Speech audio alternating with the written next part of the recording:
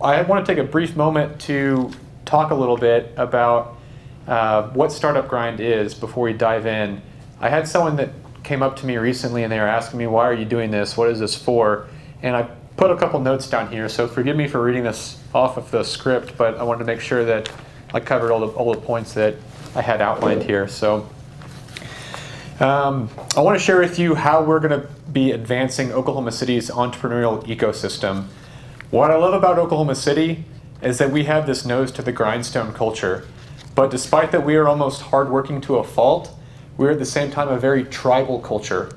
And we support and we uplift our neighbors. I think that this culture is engraved in our history, and we feel this calling in our bones the same way that we feel a rumble of a thunderstorm. Our state, as a whole, is very accustomed to picking ourselves up whenever we get knocked down. And to sum up these feelings that I think a lot of us share together, we're resilient.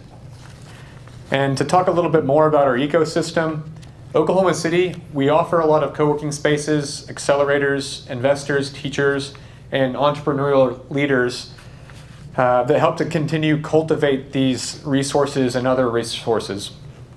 We've got a myriad of resources, and some of these beginning entrepreneurs don't know who to speak with or where to begin fostering their development. So I see Startup Grind as being this nurturing platform for these discussions and collisions to take place, where entrepreneurs like you all can hear from someone that's been down the road before and learn how to do things a little bit better the next time around. So I think that we're tired of hearing these overnight success fables, and I think that we want to hear stories about how real founders rolled their sleeves up, tried, failed, learned from that, and eventually made things happen. So I want to help share these stories with everyone so that people know where we came from, what we're capable of, and that Oklahoma City is here to help you guys grow. So that's what we're here doing today. And I'm really excited to introduce Terry Storch. And without any further ado, let's give him a nice Startup Grind welcome. Just want to take a few moments to talk a little bit about Terry here. Terry is the Digitality leader, and I had to look this up, which is kind of embarrassing, but it's the digital technology leader for Life.Church. And for the past 11 years, he's been doing that and operating as a pastor as well. And they've grown to 28 different locations, 9 states, and are globally visible on Church Online. So we're here today to learn a little bit more about Terry's innovative use of technology, of spreading the gospel through Life.Church, as well as some of the other ventures that he's had. And man, there's a long laundry list of things that you've done here. So I'm going to name a couple, and you're going to tell me what maybe I'm missing here. So if you guys didn't already look at his bio, Terry is a co-founder of the YouVersion Bible App that you probably have in your pocket. He's leading the Church Online. He's an interactive open network resources and the Life.Church Information Technology Group. So he's leading all those things, and I was quite surprised and pleased to find out that this is all in our backyard. And so, Terry, please help me fill in some of the gaps here about Sure. Your background. Well, I actually think since that happened, we launched 29 and 30 of our locations and are in 10 states now. So, so it's been a little while since that was updated. But what I loved most on your entrance is that you're tired of hearing about overnight successes. Then I feel right at home, is because many of these stories are like 10-year overnight successes, or 15, or we'll even be honest with you, and it's hard to even look at some of them as a success because of how we measure certain things. And so you're not going to hear many of those overnight success stories. There's a lot of overnight massive failures we can talk about. My failure resume is a lot longer than what you highlighted there. And so briefly for me is that I had an amazing opportunity to move here almost 12 years ago now, to start what is now known as our Digitality team. which many of you guys might now follow. Seth Godin. Seth Godin's been around for quite some time. Yeah, absolutely. Quite some time. He coined the term digerati back in around 2006, and how he talked about it in 2006, way before what our ecosystem looks like today, but he talked about how critically important it is for this next generation of organizations that they will need to have digeratis, people inside their organization that understand all things digital and how it's going to shape and influence the businesses moving forward. So he kind of coined that term, and so. Which is a much more appropriate term than what I thought was the IT mafia. That's good. That's good. Tyler is my IT mafia guy over there, and so, but yeah, absolutely. So I joined and started the Digerati team in 2007, and it was me. I was kind of in a closet in a corner, and it was kind of blue ocean of what do we want to do, where do we want to go, what does that look like. Thinking about it now, we didn't talk in these terms, but it was kind of an R&D skunkworks lab, if you will. At the time, I wasn't responsible for IT. I wasn't responsible for a lot of the functional components of the organization.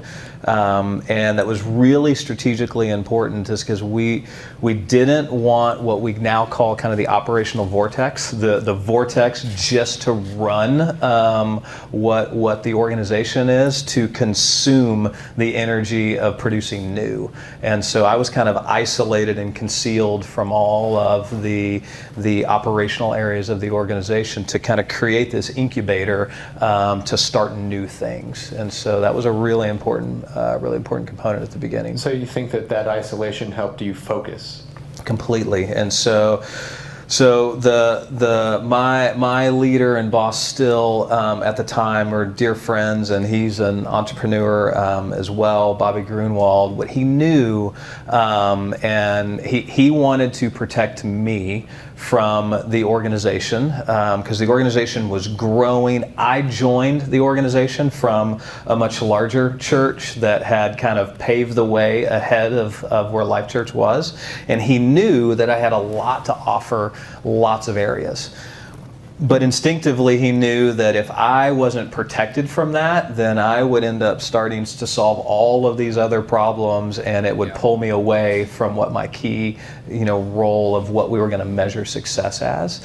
But he also knew that I needed protecting from myself, is because I love to solve problems. I never viewed myself as a technology guy. I never viewed myself in that vein. I always viewed myself from when I was a toddler growing up, of that I could identify an issue, what it was going to take to fix the issue, and rally people around to fix that issue.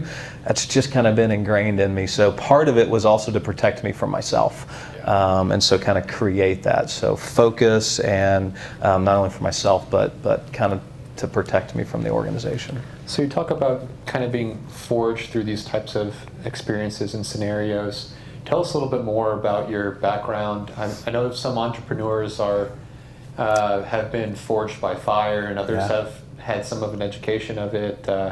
Well, tell us a little bit about your upbringing with that. Yeah, so a little bit about my story is we're in OU, so it's kind of hard to even say this, but I'm a college dropout, and so I barely made it through high school because I had no interest in that whatsoever. Stumbled my way into college, a bit out of obligation to my parents of they had funded it and created that, but I just knew that wasn't my path. That was in the early 90s, pre-internet. What many in this room might not know, it was called telecommunications back then. And so I grew up in a telco home. My dad worked for the telephone company. His dad worked for the telephone company. So I kind of grew up in that little engineering environment, if you will. And so I quickly recognized, and this is one of the things of even an axiom about us today, is the momentum of that time in telecommunications was massive. Deregulation was happening, and I just happened to jump into a movement that was already moving, and I didn't really even have to have a good idea to like birth some companies and kind of stumble my way into early success. It was the surrounding ecosystem of what was happening in telecom, and so that was in the early 90s. Started a couple companies, and that's what I was doing. That's what I was doing up until when I fully decided to join a church in 1999. And so there's lots of story in between there of never walking through the doors of church in my entire life, and kind of a life-changing moment in the midst of that just got me pretty excited about what was going on inside of that church. And that just birthed a passion inside of me that I loved business, I loved entrepreneurialism, I had more ideas that I wanted to do, but I just wasn't as fulfilled at doing that as I was in deciding to see myself join the church. And so I went full-time at the church I was a part of in the Dallas-Fort Worth area in 1999. And it was a seamless transition, entrepreneur from that, and I joined and I became a preschool pastor.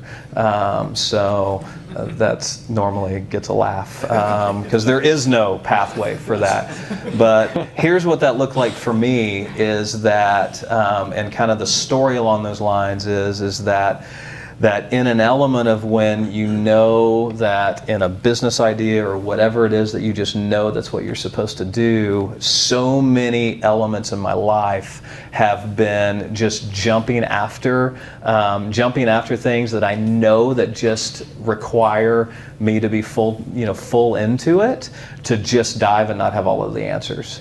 And so many parts of my story and businesses that I started and things that we'll probably get into that we're doing now, I had no earthly idea what was on the other side of that decision besides the fact that I know I needed to do it. How does the saying go? It's success is the crossroads of luck and preparation. That's Something absolutely like that? true. Yeah.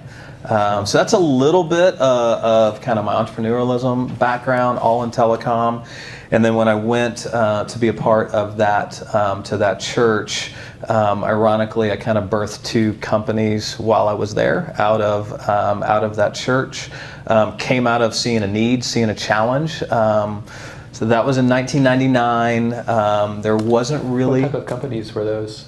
So one was we would call it today of kind of a CRM system, is that the church had no ability to understand the people that were coming, who they were, and have real-time interactions with them.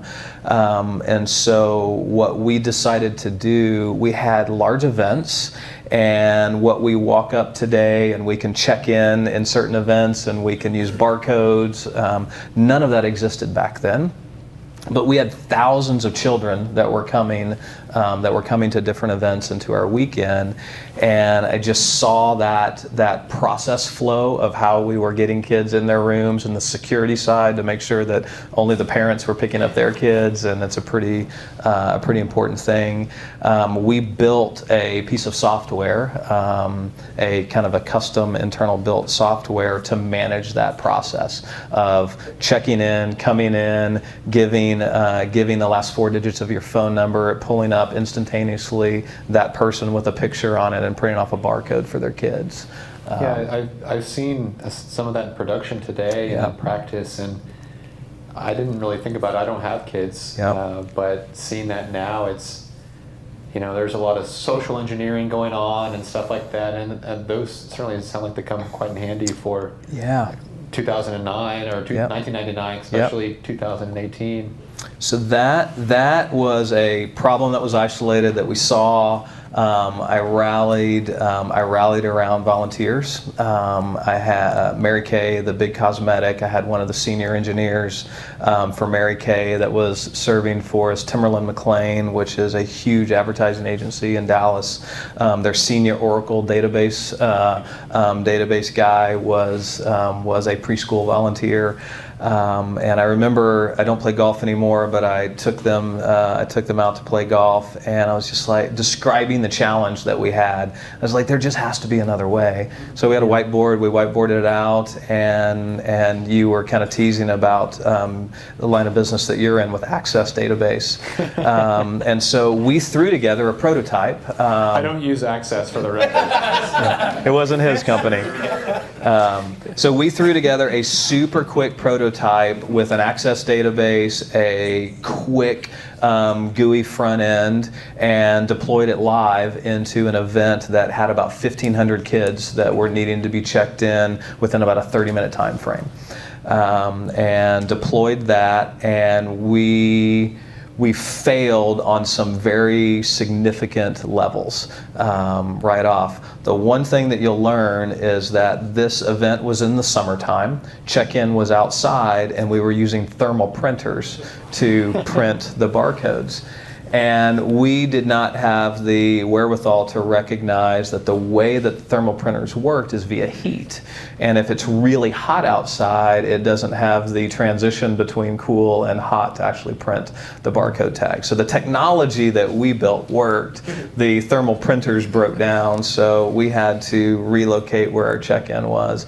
But it was a in the moment, see a problem, execute on it. The first prototype that we rolled out was a long way from what production needed to be, but we wanted to get it out in the wild and see if we could hit. So that eventually turned into what is one of the largest church management systems in the world today. That birthed out of that, spun it out, found a CEO and a leader for it, and it ran, and actually went public. It went public with an acquisition of Active Networks out of San Diego, who purchased them, and in that final acquisition spun the company public. So that was kind of fun to see your baby do that. But I let it go, and it moved on, and I stayed back. That's great. So you've touched on a little bit about how you've evolved over these years and kind of thrown yourself at some different challenges and different problems and trying to solve those. How would you say that you've picked some of these evolutions and decided where to go? How would you say that you decided what type of companies were of interest to you? Like, what type of challenges did you look for? How did you identify these as a good play? Yeah. So the last nearly 20 years of my life have been inside two organizations. And so instead of kind of an external entrepreneurialism of blue ocean and what all that look like, I've been pretty narrow inside the two lanes of where I've been the last 12 at Life.Church. And so I'll answer the question kind of specifically, and that is that how I'm wired, and one strategy for me in problem solving, which typically goes into entrepreneurialism and what's the idea and what are we going to do, is I'm super practical. Is that I really like to look around and see areas that aren't working well, that need to be reinvented, need to be rethought, need a new direction along those lines. But for me, that new idea isn't so much what doesn't exist today. It's more along the lines of what's not really working well, and what can we do to change that. For example, YouVersion Bible App is that the Bible's working. It's been the number one selling book, for ages. But what wasn't working along those lines, so I wasn't really looking at trying to solve a distribution problem. What wasn't working along those lines is that it wasn't really doing anything for me, because it sat on a nightstand. I didn't ever really open it, so it was available, but it wasn't accessible. Which kind of sounds a little weird when you think back in 2007 and it was books and all of that, but it just really wasn't accessible to me. And now when a lot of people go to church, all they do is they bring their phone with them. Just bring their phone with them and pretend that they're on the Bible app, but they're tweeting or something. And so that's what we looked at, and the two kind of key problems that we were trying to solve really along those lines were very personal, is that that we recognized that we should probably be reading this book more than we were, but we weren't. And then we asked ourselves the question of why. And it became an accessibility thing, is that it wasn't with me everywhere that I went. It was in a format that felt kind of old and clunky. And so how would we solve that problem? Now, we look at that through the lens today, and it's like we're so used to things on our iPhones or our Droids or whatever we're interfacing with our new 3D Touch Max iPhone Maxi Pad and all of those things of this huge. But back then, it was known as a BlackBerry and a monochrome screen. And really the only thing you did on a BlackBerry was email. Web wasn't even very, it was WAP browsers back then, for anyone that's been around a while, can remember those days. And so we were staring at that, and nothing made sense about putting this massive book called the Bible on this tiny little screen. But that was kind of the pivot that made kind of YouVersion work. If you want to hear about failures, I can talk about a lot in that season. So there was a lot of failures. Yeah, being named Startup Grind, we do like to take off those rose-colored lens and talk a bit about the failures and what we've learned from them. Yeah. So we are, so today we have about 350 million installs in every country and every territory. But we were about a week I was about away. 100 million off my estimation. Yeah. we were about a week away from that not being a reality. What started originally as a website, so that BlackBerry concept came after what Silicon Valley likes to now call a pivot. We call it a failure. Is we launched a website and it just didn't work. We were really trying to approach this problem in a pretty advanced way of how do we create an area where people can associate Flickr photos. Flickr was like the thing back then. Flickr photos, blog posts. That was kind of the time of everybody started becoming a publisher. And all of these stories were being told out in the web at the time. We wanted to create an environment of where people could take that content and associate it to a Bible verse or a series of verses. So when they see this beautiful image and it's just this awesome Oklahoma sunset, and it just makes them think of Genesis 1:1, in the beginning God created the heavens and the earth, and I want to associate that.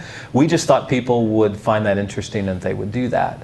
Well, not many people did, and so it was kind of an idea. We went all in with it, and it just didn't really work. We had about 25,000 people that kind of created accounts, and they came in and they started doing it, but it just didn't feel revolutionary. It didn't really catch some traction and move on.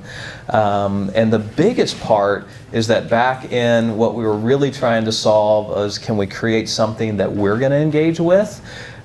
We did not really find that it solved that problem. And so we were about ready to shut it down, because we don't like to put energy in things that we don't see results, with. And that's when the BlackBerry idea came. And so it was like, what would it be if we strip out a lot of this stuff with it and just make it accessible on a BlackBerry? What would happen if we did that? Because nobody was really doing that at the time. And we did that, and we saw two things. And the first thing that we saw is we saw about 10x the amount of people that were engaging on the web. We saw about 10 times the amount of traffic in the BlackBerry world, which blew our minds. We didn't think that would happen, because again, it was the rotary dial on the side and a monotone screen, but we saw 10 times the amount of traffic. And then the second thing, we actually saw our behavior change. We saw that it was with me everywhere that I went, when I was picking up my kids from their soccer games, when I was all around, when I was laying in bed, wherever I was, I had my BlackBerry with me, and I had access to this book that I wanted to read more. And so that changed as well. So those were two really big things. And then about a week later was when the original first 3G iPhone launched. And so the iPhone launched into that. Most people that were around did not, now they forget that the first iPhone did not come with apps. So Steve Jobs stood on stage and said Safari was the app ecosystem for the iPhone. So there were no apps, but it also created a whole new customer base, if you will, that had the web in their pocket, which also, we started seeing the trending of our mobile site grow at that exact same time. So lucky, right in line with this time of where mobile technology was just on the front, the front edge, and that's what we kind of lean into, and that was kind of the first phase of us seeing a massive pivot off of web first into mobile first. Before, that was kind of a cool thing to say. We didn't know that was a term back then, but we became mobile first, and that was in 2007. Okay. That's exciting. So, and then over the times, what was it that you used to continue to push through this struggle? What kept your gears turning? What kept you focusing on solving these problems and deciding to attack other ones as well? Yeah, so one of the things that's kind of embedded in that story, but it can be missed, is every single one of those things, we understood the metrics. So one of the things that I talk a lot to people is that you have to measure. And so we have to understand what is success, and what is our target, and what are we going for, and are we measuring that, and are we paying attention to it? So along the lines of, to answer your question there, is we measure everything now. Back then, we only measured what we could measure, and what we've identified is that the community and our user base pretty much votes with their usage of what's working and what's not. And so it's kind of created a DNA inside of our organization is we want to put fuel and gas on things that are working, and we want to stop doing things that aren't working. So one of the things that's a part of our culture is we like to dismount dead horses. If there's just things that are going on that don't have traction, they don't have momentum, and they're not really working, why are we pouring energy into it? And so we've kind of created that environment and that culture that it's okay to stop doing things. It's okay to kill things that aren't working, to put more energy into things that are working. Do you have any type of structure that you used for determining those paths that aren't working for you, when it's time to wrap them up or end them or table them? Yeah, so one of the things that's a little bit of a loose answer to your question. I don't have like a 40x model of this is the grid that all the decisions go through, and those pieces. But what we do, we've built a culture, as I was talking about, that is based on a high degree of feedback.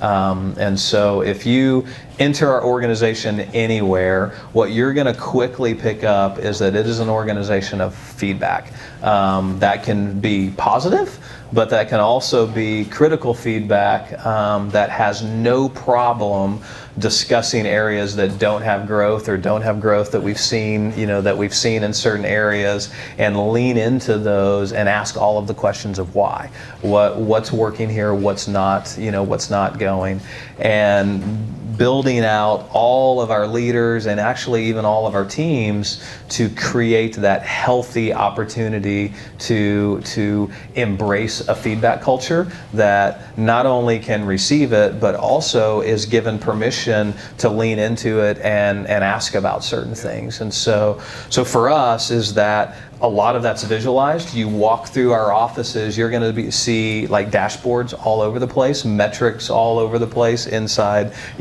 these digital teams that kind of lift that to the front and highlight month-over-month growth, year-over-year growth, different metrics that are important to us that we look at from a digital standpoint. So instead of it being hidden, we like to pull that out to create conversations about it. So if we see issues, I might walk into one of my teams and see something that just stands out in a positive or a negative way, and that data is going to lead me to a lot of questions. So you make a lot of your choices on where to go and where to stop based on customer feedback. How do you determine which of that feedback is valuable and which of that is just noise? How do you cut through that noise? Yeah, that's really good. One thing that we've learned, and industry has kind of taught us this, and we have to remind ourselves of this over and over and over. We call it the 10-80-10 principle, and there's lots of people much smarter than me that have written about it, but it's the 10-80-10 is that for the most part, whatever you do, 10% of the people are going to absolutely hate it. No matter what it is, no matter how great of invention that came out, 10% of the people are going to hate it and have their real valid, stupid reasons why they hate it. But they're very valid to them. 10% are your crazy raving fans that no matter what horrific decision that you make, they're going to love it and defend you to all get out and make you feel really, really good, and probably reinforce a lot of bad decisions that you can make if you just listen to that. So what we try and do is sift through and do our best to kind of eliminate the tens, if you will, because the gold is going to be listening to the 80 and understanding inside of that 80 instead of the megaphones that can sit on the edges. That's really, really distracting and really hard to get down into what truth is. So that's some of our tools that we try and do in listening to that feedback. So some of those that have been through this OU MBA program, what he's saying is that he's focusing on the first two standard deviations and cutting out that outside outlier. There you go. Thanks, Dr. Doffenbach. There you go. Respect. That's what we try and do. And one of the things that you mentioned, we do listen to our customers and our user base. We listen to them well. We collaborate with kind of power users along those lines. But one of the things that those are going to give us feedback of what do we need to do more of.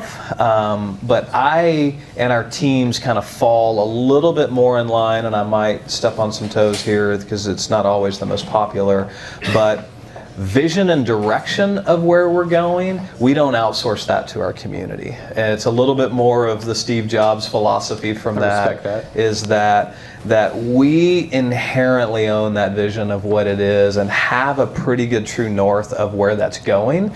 And so we don't really ask a lot of like, is this the right direction? We kind of have a pretty good clear path of what that looks like.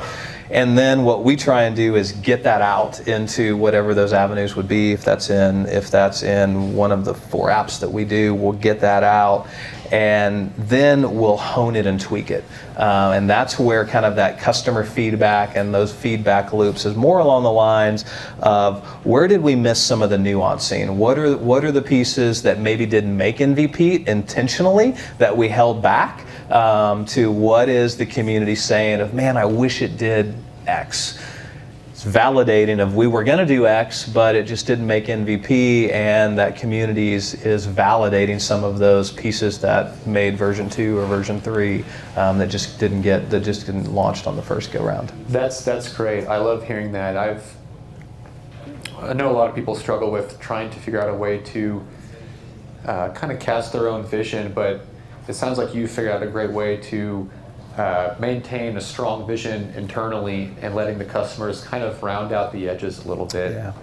Yeah, absolutely. And that's where a lot of that feedback speaks to us. And we try and really avoid the biases out there, because the reality is with data and with users and listening to all of that, is that you actually can find the information that you're seeking. If I really come into this and I have a very locked in, this is what I'm going to do, regimented, no holds bar, I'm going to be able to more than likely find or manipulate data to tell me of that path that I'm wanting to go, and I'm probably going to be able to find some of the users out there and pull those to confirm that bias that I may have. So those are the other things that we try and work really, really hard to kind of shelve our own individual desires.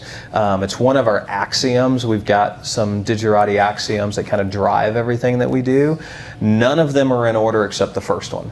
The first one must sit above every, and it's mission first. And so it's the mission of whatever we're doing has to be greater than what my own desire is. There are constant decisions that I have to make, and that I do make, and everyone in our team makes, around an app decision that we're going to make, an interface decision that we're going to make, that I really would like. I sat in a product meeting today. I personally would like this product direction we're going to go a certain way, is because I'm a power user, I have tons of content that I'm trying to manage, but the reality is that in the app we were talking about, that is not the mass majority of what users are within it. So I have to shelve my own personal desires of, I want the product to go this way, because that would be not a mission first decision. And so I've got to shelve my own desire at that point in time, recognize the mission, and make the right decision. That takes incredible self-control and incredibly honest coworkers. It does. And what I love about that honest coworkers is I've got to find myself to a place, I have the authority to make that decision, right? And CEO or running of it is that we have the authority to do that. But the reality is we need to invite those around us that can challenge that and push on those. And I need to have that responsibility to create that ecosystem where I'm willing to listen, and I'm willing to be called out in those areas. And sometimes that's in a public setting, sometimes that's in a private setting. There's different times to do that, but those are things that we try and work really, really hard on. That's great. I think it's incredible that you or anyone that can manage to foster a culture where you encourage employees to speak up, and that you can make them feel comfortable, and you can encourage that cross collaboration and those kind of collisions of ideas, because I speak from experience that a lot of times it's great to have people that think differently, just because what might work well for one person might have some issues with another. Yeah, absolutely. It's I'm working on a event that we hold internally for all of our staff. I have an opportunity to give a talk to it, and I'm kind of crafting a TED Talk around this very specific thing. And what I talk about is the transition of wisdom of the crowds to the dumbness of the crowds. Kathy Sierra wrote about it in 2007. But nowadays, of where the internet is and the vortex of how easy it is to create groupthink in our environment and what that looks like, is that I think this is one of the mission critical things to fight against groupthink inside organizations. And the more successful you are, the more staring at an app that has 350 million user bases and all of that, that is the place right there of where you're going to fail. You're going to make a lot of decisions if you don't have the right people around you, is because success is the worst thing for making the right decisions. And so you've got to be careful of that. And so it's all about the culture of creating that. That's great.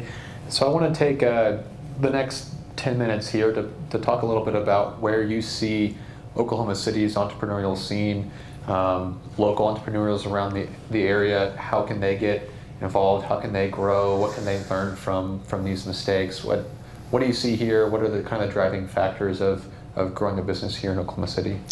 Well, the one thing is I am so thankful for you and Startup Grind and starting this.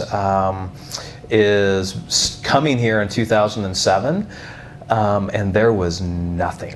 And it was a tough environment back then to to be leading a charge of building technology and doing that back in 2007. And what I can say with incredible encouragement, the climate of what was in 2007 to what is now in 2018, closing on 2019, is radically different.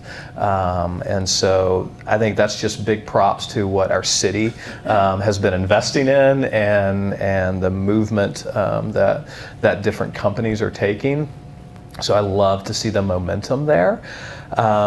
What you said in the opening, I'd never thought about, but just the culture of collaboration, that tribal culture that you kind of talked about, is inherently the perfect ecosystem for entrepreneurialism and business and collaboration. The thing that I would love to see more out of this, and I was talking with someone in the crowd earlier, is I have an opportunity to spend lots of time out in Silicon Valley and with partners and relationships that we have there. And it's a highly competitive environment. Ideas are protected, and there's this competitive spirit, if you will. What I would love to see open up even more in Oklahoma is that there's a time and a space for competition, and I think it's good. But one thing I would love to for entrepreneurialism and businesses and capital to continue to grow, we have to continue to move beyond the competition of the idea and continue to lean into the relationships, the community. What are we doing? How can we collectively operate together, for a larger mission of what we're trying to accomplish? And I'd love to see more and more of that. We have the perfect foundation, and we are a long way, I believe, in advance to what's happening out on the West Coast. But I'd love to see more and more of this. I'd love to see more and more of entrepreneurs getting together and sharing ideas and collaborating for the greater good, because it's just going to make all of those businesses better. Yeah, and we are focusing really hard, and Chris, our co-director, and I were talking about this earlier, on how we really want to create Startup Grind to be this neutral playing ground, this collaborative and collision-based ecosystem and subculture where you guys can bounce these ideas off. You can help find a technical founder. You can help find an accelerator or a co-working space to get plugged into, and there's going to be a lot of those people interacting here and being able to share their knowledge with other people that are maybe a little bit fresher on the trail. Yeah, absolutely. I think that's important. It's that there's tons of people that can bring wisdom. There's lots of people that are trying to learn and trying to grow, and just that healthy ecosystem of it's. I was meeting with another group that kind of focuses in this space, and how they described it, and they're kind of more in the VC realm, is that they don't do early stage funding, because kind of what they said is that ideas are really cheap, and I believe that too. Is that I will share every single idea that I have, is because if I don't have a team and the ability to go execute on that idea, that's my fault. And so ideas are cheap. What's really hard is getting it done. The execution and getting that happen. And so how we can stop trying to protect, the ideas, of let the ideas flow, and how do we rally the right people around those ideas to go make that happen, and how to execute it. And that's what I loved. I loved this group that said it that way, and I just believe that is that ideas are cheap. The execution and the grind and all of those things to turn ideas into reality is the difference. Is the difference maker of that. And I think we have in Oklahoma that's in our DNA, and I'd like to see more and more and more of that. That's wonderful. I really appreciate all the insights that you've shared with us today. I know a lot of other people in the audience here are also thankful for those insights. I want to take a few minutes to open up for questions. Be great. Sure. If you guys would like to ask anything of Terry, that'd be great. If you have maybe a more personal question to ask, are you okay to stay around for a few minutes afterwards? Completely. It just depends on how personal. But hey, I said I'll share whatever. If you don't want to ask in front of the whole class, you can come and talk one-on-one afterwards. That's right. Absolutely. Bring it on. Steve. Hi. Pleasure to meet you. Honestly, you've been a huge inspiration for me. I presented the YouVersion Bible App to some of my church leadership when trying to get them to adopt some technology. It's awesome. And I just wonder, what kind of challenges did you have within the church community when it came to something as radical as taking the Bible and leveraging these new and wild technology platforms, and sort of how did you kind of work through that? It's a great question. Thanks, Steve. I was instructed I need to repeat the question, and so from a YouVersion Bible app, the question is what challenges, what did we face in the church community, or even that space of taking a book and turning it digital?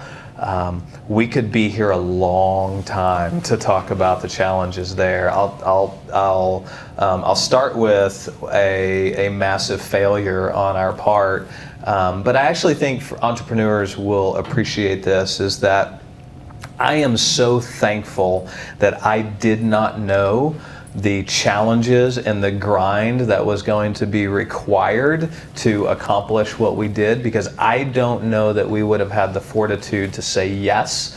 And so I'm very thankful that we didn't know how hard it was going to be. And I think that's one of the beauties in starting something new, is a little bit of that ignorance is actually pretty good, because there's probably a lot of people that won't lean into something if I know what's on the other side of that. So the funniest with the Bible app is, here's two young entrepreneurs that had no idea. I mean, we dove off into a space called Bible and had no idea the landmines that are in that arena. So first, my goal was to launch that first website from idea to market on the web, what I was going to call an alpha launch. I had 90 days to start, design, write the code, deliver. 90 days. That was what we were targeting. We met that goal.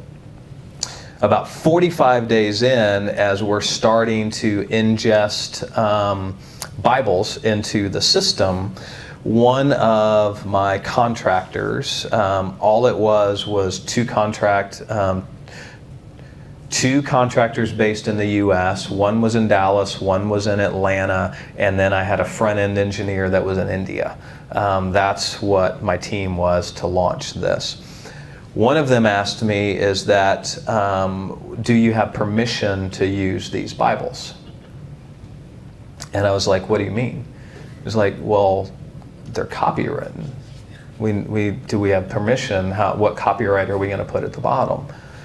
We're 45 days into a 90-day sprint to get this thing launched when I realized I didn't even know I had to have permission from the copyright holders to launch this. Duh. So the Bible's not Creative Commons. It is not Creative Commons. There are a few that are open source, but not any that people want to read. So that was a real early discovery that led my boss, the other founder, on a plane to New York, and I went completely into old school entrepreneur. Nothing is completely built yet, so we had pitch decks, we had ideas, we had all of this laid out back into, I'm pitching vaporware, asking a 72-year-old chairman of American Bible Society for permission to use his text in a piece of software that he's looking at in a slide deck on Keynote, and he has no earthly idea what I'm talking about or what Bobby's talking about. So it's totally back into entrepreneur sales mode of casting this vision for it. And so that was our first one, and he said yes. And I don't think that was in our own power that happened. That was just way outside of our control that we got permission there.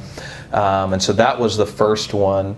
One of the hardest things for us to overcome, and we still navigate a little bit of this to your question of what have we had to overcome, is that if you think back, this was in 2007 of when this started. the church and the Bible space, if you think where business is now, think church and Bible space, if you will, is about a decade plus behind, lagging in whatever technology is, at least from that standpoint. So the biggest challenge that we had was around trying to convince intellectual property rights holders of the Bible content to give us for free their primary revenue making tool that their entire businesses or ministries are built on, and we're sitting before them saying, we want you to give it to us for free. That was the hardest pitch that I think I've ever had to do in my life, and build trust along those lines to why would we do that? Why does that make sense? Way before digital was really a thing. Then we start rolling through the challenges that digital created for us, is that we then woke up after we started doing this a little bit of the victim of Amazon and digital as a whole. So what most of the publishers started feeling threatened by is their revenue source, that they were giving it away in digital, but I was selling it on the shelves. And that feeling of, if I give it away in an app and do that, then I'm going to lose my sales on this side.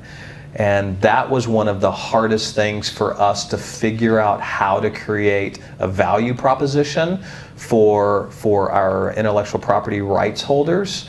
And that's where some real creative thinking had to come into play, because see, we weren't the problem. The community was already shifting to digital, right? But we became the bad guy of, like, we're eliminating their sales and all of those pieces. So we had to come up with what is a value proposition. And this came actually to us from one of the largest Bible societies in the world, had a similar idea. We kind of tweaked on it. But what we helped these license holders recognize, and this is what all of your top license holders are doing today, is that when I walk into a Barnes & Noble and I buy any book, there is zero relationship with the customer who just bought that book to the copyright holder of that. Say it's Thomas Nelson, or say it's Zondervan, or say whoever. There's no relationship between the author or the copyright holder to the customer. Amazon's starting to get all of that, or Barnes & Noble was getting that, and that becomes a threat to the actual intellectual property rights holder. So what we were able to do is we were able to compellingly show that story, is that we're able to connect you directly with your consumer. So these are people that want to read your Bible. We know who they are, we know their email addresses, we have all of that, and we can deliver value proposition to you that no one else can do at a scale along those lines. And so we had to discover that along the lines of, how do we create a value proposition? And what now kind of we drive along those lines is that we look for a win-win-win. Is that our win as a church and a ministry and focusing on the Bible app, our win is to help people engage in God's Word daily. That's a win for us.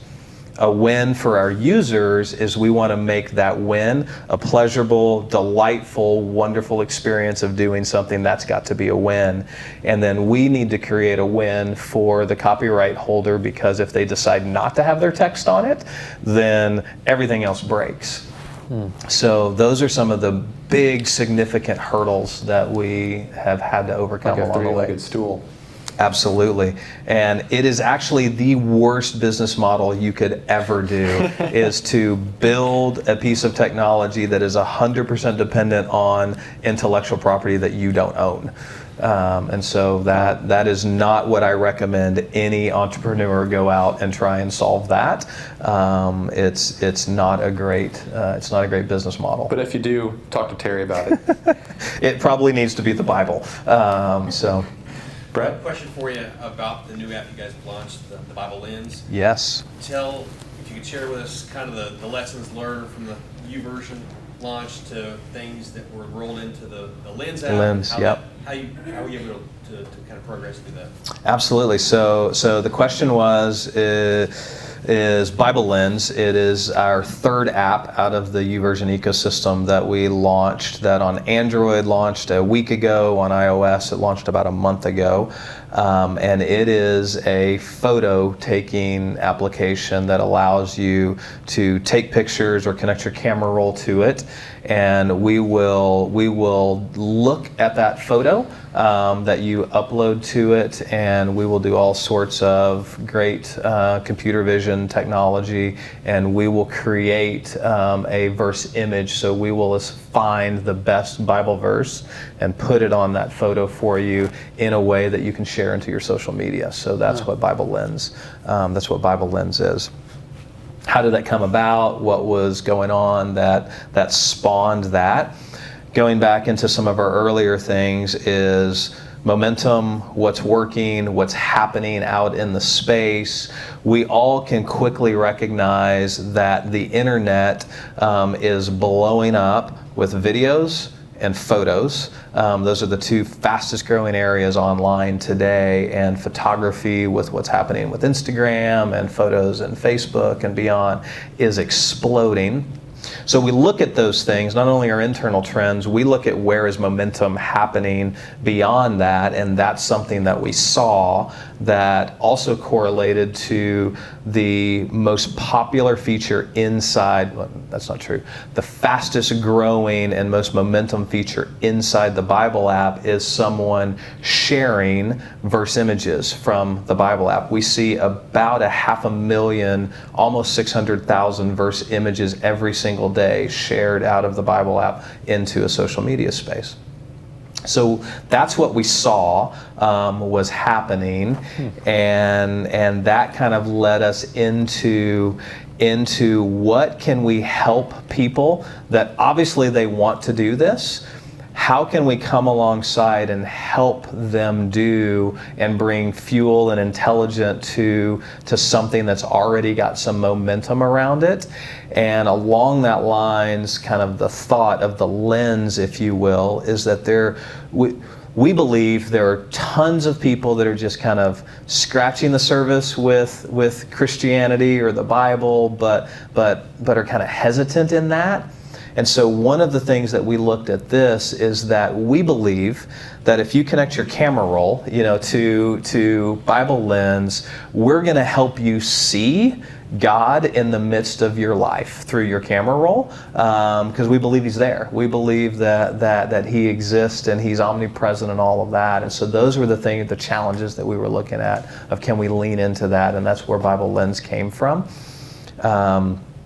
And it was a project that birthed out of a team that I don't think you talked about. That is another team that I lead, and that came out of our Bible Labs team.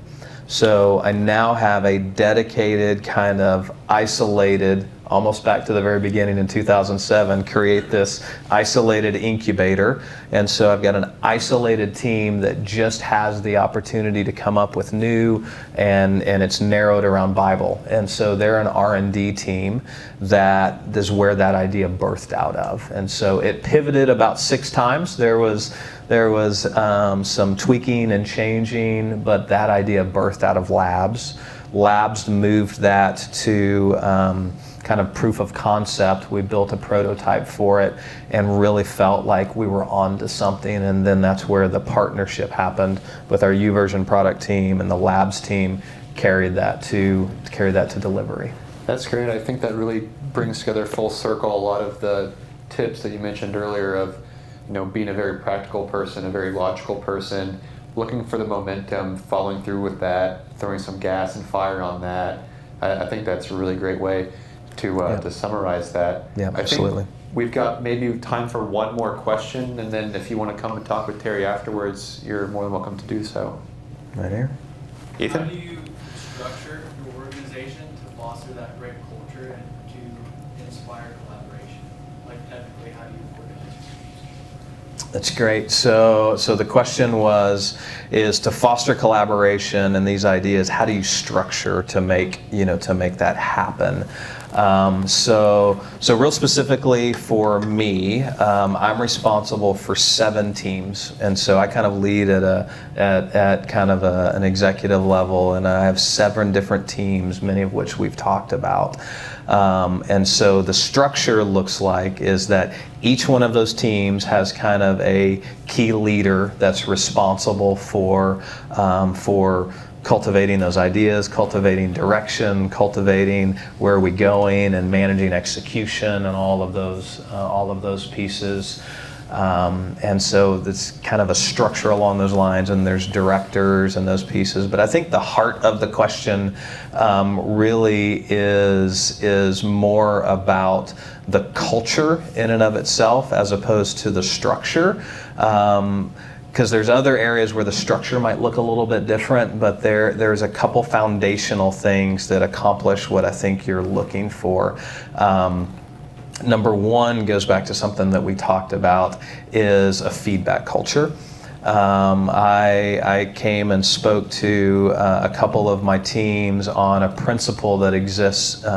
Jeff Bezos talked about it 3 quarters ago in an annual report. He talked about disagree and commit. Talked about how important it was inside the Amazon culture to disagree and commit, and he talked about that that's something that he highly believes in.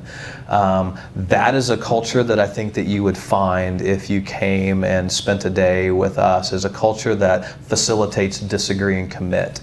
Is that disagree to start with creates feedback, is that we have to move ourselves to a place that wherever you are, inside your team or inside the organization, that you have permission to disagree with whatever you're seeing, whatever meeting that I'm in, whatever product direction that we're in. If I'm making a decision to move an app that serves me, I want my team around me to say, I disagree with that decision and here's why. And so we have to foster a culture that from the top all the way to the bottom, that we foster disagree, and there's lots of nuances inside that. You can do that well. It doesn't have to be arguing, it doesn't have to be combative, but build a culture that can disagree. Then the flip side of that, what I think is just as important, is commit. And that's where I think a lot of people get it wrong, and a lot of organizations get it wrong, and individuals get it wrong. You see is that they walk into a disagree and commit, and with their words they say, okay, I didn't really like that idea, but I'm going to go ahead and say, okay, let's just go ahead and go for that. But along the lines is they're not fully committed, is that they don't really want to see that win. They want to be the I told you so, and it's like, man, I didn't really like that idea anyway. It's not really catching fuel. It's not really catching on. And so they didn't really commit. And so one of the things that we talk about is that once that decision's made, there's a new starting point. Yeah. Is that we're all on board with this, and this is what we're agreeing to do, and we all want that to be successful. And we're going to bring, even if that wasn't my idea and I don't really like that idea, is I'm fully invested to see that idea successful. And so that's a big part of the culture of how do we do that, and that kind of transcends whatever the structure is, that we're going to unify on that, and the mission is greater than maybe my own thought or those pieces. That will foster collaboration. That will foster all of the things that you were asking, if we can intrinsically get that into our organizations. That's great. Terry, thank you so much for joining us today. Can we give the guy a round of applause here? I appreciate it. Thank you guys for having me. It was an absolute pleasure to get to know you.